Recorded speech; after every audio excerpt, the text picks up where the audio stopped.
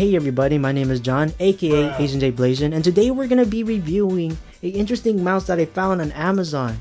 Apparently this is a lightweight, wireless, RGB gaming mouse that costs, get this, $20.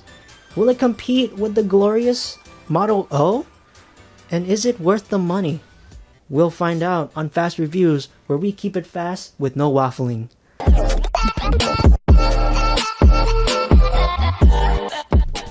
Alright, so my first impressions with this mouse. I'm actually pretty surprised on how well the build quality is. It has a matte white finish, and it kind of has like a textured feel, and the body is all plastic. The buttons are really tactile. The buttons are glossy, same as the middle button, and the scroll wheel is textured with see-through glass, or see-through plastic, sorry, so that you can see the LEDs and it kind of illuminates the mouse. It's pretty cool.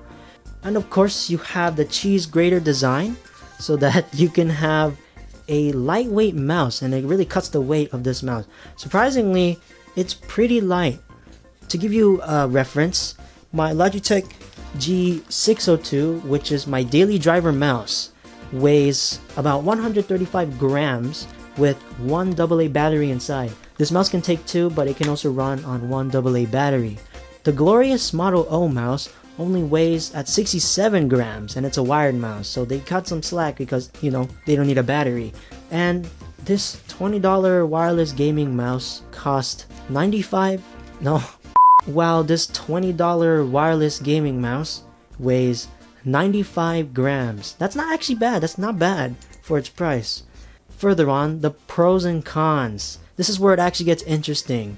So the pros: it's lightweight, it feels pretty robust, it's affordable, you know.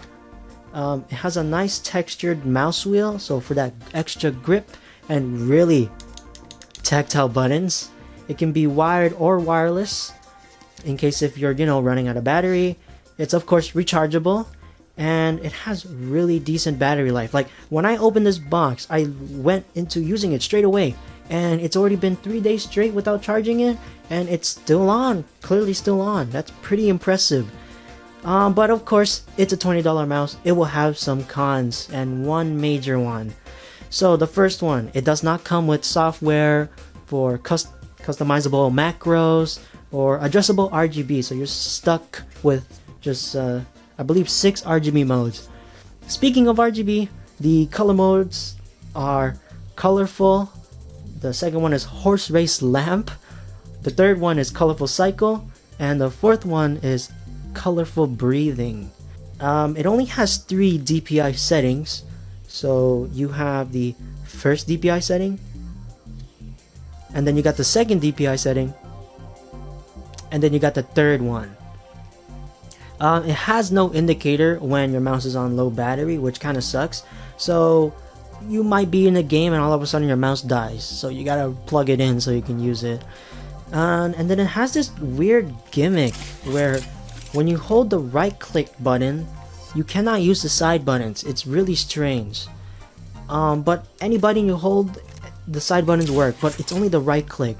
As shown on Apex, I was playing that game, I was demonstrating, I'm holding the right click, and then when I throw my gadget, which is the side button, it doesn't work. But when I let go, it works. It's just weird. And then the last con that is actually a major one, it's a major problem, it's the sensor.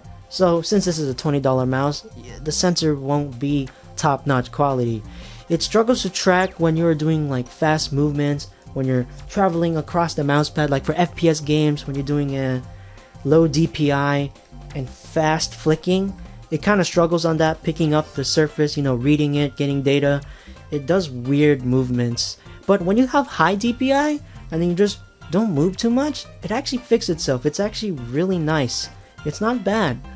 But yeah, for some people that love to play FPS games, it's gonna suck a little bit. But in summary, would I recommend this mouse? Well, if you're a casual gamer and you don't need to do large travels on your mouse on low DPI, and you don't really mind about the RGB settings it has, then I would say definitely yes, because it's really not that bad at $20. It's premium feeling, it gets the job done, it has RGB, and it's wireless. It just blows me away you can get it at this low of a price. If they just fix this sensor, this is literally probably the best wireless mice for the price. It's almost in Red Dragon's prices, but Red Dragon is really competitive. They're like the king of budget mices. But if you're unsure about buying this mouse, which I completely understand, I actually have two better alternatives in my mind, which is from Red Dragon. I love Red Dragon. I even have a Red Dragon keyboard and used to own a Red Dragon mouse. The first one I would recommend is the Red Dragon M690-1. That wireless mouse is 17 bucks. It has no customizable RGB. It's only stuck in like a red setting, but it actually has a much better sensor, and it has its own dedicated software for changing macros, and it also has 8 macro buttons. Woo!